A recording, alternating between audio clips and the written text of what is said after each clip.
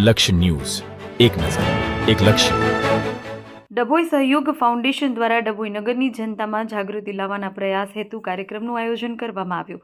આગામી 14 અને 15મી જાન્યુઆરીના રોજ તમામ નગરજનો ઉત્તરાયણની મજા માણી રહ્યા હશે તે વખતે પતંગની દોરીથી કેટલાક લોકોના અકસ્માતો થવાની સંભાવનાઓ વધી જતી હોય છે.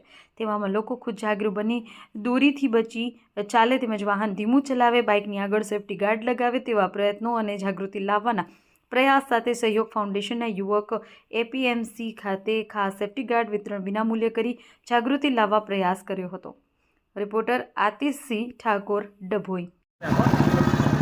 આજરોજ સહયોગ ફાઉન્ડેશન દ્વારા દર્ભાવતી એપીએમસી ખાતે આવનાર ઉત્તરાયણ પર્વ નિમિત્તે સેફ્ટી ગાર્ડનું વિતરણ કરવામાં આવ્યું હતું. તેમજ જનજાગૃતિ અભિયાન ચલાવવામાં આવ્યું હતું કે જેનાથી નાગરિકો અકસ્માતથી બચે તેમજ ચાઇના દોરીનું નહિવત પ્રમાણમાં ઉપયોગ કરે અને સલામતીથી ઉમંગ સાથે ઉત્તરાયણ પર્વ પરિવાર સાથે ઉજવે એવી અમે તમામ લોકોને સંદેશો આપવામાં આવ્યો હતો.